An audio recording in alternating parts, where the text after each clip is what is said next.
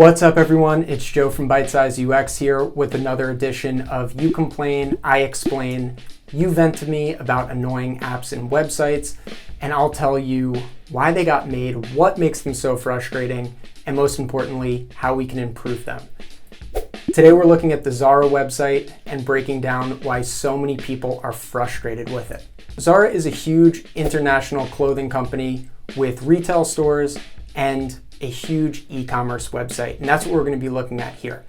Now, the main complaint that I've got from people on the ZARA site is that it's confusing, time-consuming, and difficult to navigate. Some people even told me that it's easier to just get in your car or get on the train and go to the store to find the thing you're looking for than to go search and try to find it on the website.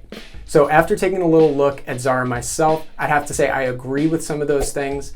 We're going to break down why that is and how we can improve it. I think there are a combination of reasons that make the ZARA website confusing.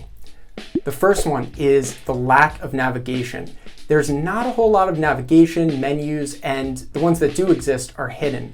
So this can make it really difficult to know where you are on the site, and as a user, you can lose confidence and kind of be hesitant to click on things so you don't lose your spot.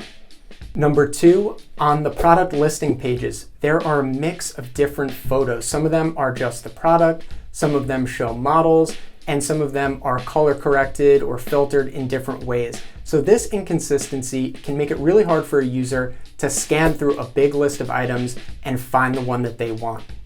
Finally, the ZARA website uses kind of an unusual layout that breaks a lot of the conventions of typical clothing or e-commerce websites that we're familiar with. So why is the site like this? With so many proven e-commerce designs and patterns out there, why did ZARA decide to break those trends and do something totally different? I think there are two key reasons for this. I think part of it is intentional. By making the site a little confusing, ZARA can kind of influence you to click around, browse different items, and not go specifically for what you were looking for. So they're hoping that you're going to accidentally stumble upon an item that you didn't know that you need, but that you now want. It's the exact same reason that supermarkets and grocery stores put essentials like milk and bread in the back of the store.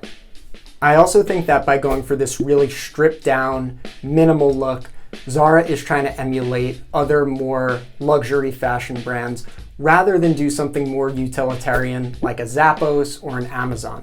You can see they use a lot of white space, big photos, and really minimal controls, which can look nice, but with all the items that they have, it can really hurt the usability.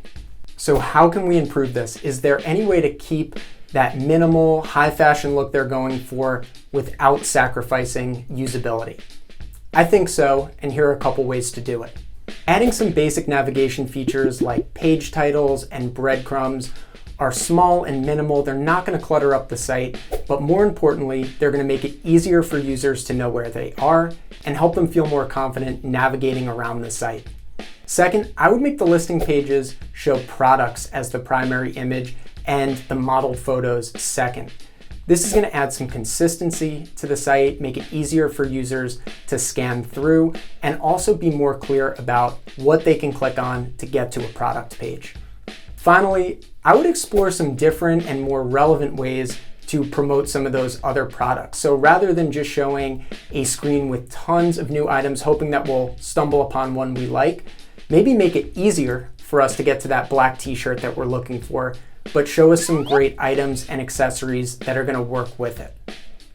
The style of a website definitely matters, especially for a fashion company. But when we choose form over function, all we get is a really nice looking website that nobody knows how to use. What do you think about the ZARA website? Do you want to vent about another app or website that's been driving you nuts? This is your time. Let me know in the comments and maybe we'll break it down next.